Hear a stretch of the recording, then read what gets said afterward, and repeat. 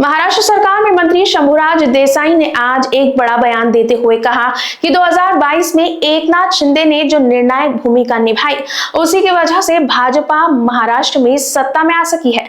देसाई ने दावा किया कि शिंदे गुट के बढ़ावे के बाद भाजपा को सत्ता में मजबूत हिस्सेदारी मिली है और शिवसेना भाजपा की युति फिर से मजबूत हो खड़ी हुई है। उन्होंने आगे कहा कि भाजपा आज जितनी ताकतवर है उसका बड़ा श्रेय एकनाथ शिंदे जी को ही जाता है। मंगल प्रभात लोढ़ा ने हालिया बयान में कहा कि 2014 से पहले भाजपा राज्य में उतनी मजबूत नहीं थी, पर प्रतिक्रियाएं देते हुए देसाई ने तीखा पलटवार किया। उन्होंने कहा कि भाजपा को यह समझना चाहिए कि शिंदे गुट के समर्थन के बिना उनकी ताकत इस स्तर तक नहीं बढ़ सकती थी। वहीं देसाई ने यह भी कहा कि उन्होंने सत्ता में रहते हुए आगे की राजनीति, बहुमत या युति की स्थिरता पर कोई संदेह नहीं किया था। साथ ही उन्होंने मंगल प्रभात लोढ़ा को ये सलाह दी है कि इन मुद्दों पर गंभीरता से विचार करना चाहिए।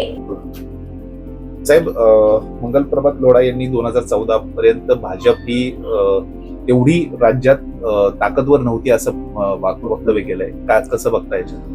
काल बघा, मी देखील वाहिन्यांवरती आमचे मंत्रिमंडळातले सहकारी मान्य मंगल प्रभात लोढांचं एक वक्तव्य ऐकलं आणि त्यांनी हे स्पष्ट केलं त्यामध्ये की 2014 पर्यंत इतकी ताकदवान की भाजप महाराष्ट्रामध्ये नव्हती, म्हणजे हे त्यांनी स्वीकारलं। आणि ठीक आहे, आता भाजप ताकदवान आहे किंवा भाजपचे लोक विधानसभेला आमदार जास्त निवडून आले ही वस्तुस्थिती आहे। पण थोडंसं 2014 नंतर जी राजकीय स्थित्यंतर महाराष्ट्रात घडली, थोडं मंगल प्रभात लोढांनी त्याच्याकडे सुद्धा पाठीमागं वळून बघितलं पाहिजे। कारण 14 ते 19 जेव्हा भाजपचं आणि शिवसेनेचं सरकार होतं तेव्हा काय वस्तुस्थिती राज्यामध्ये होती हे आपण पाहिलं।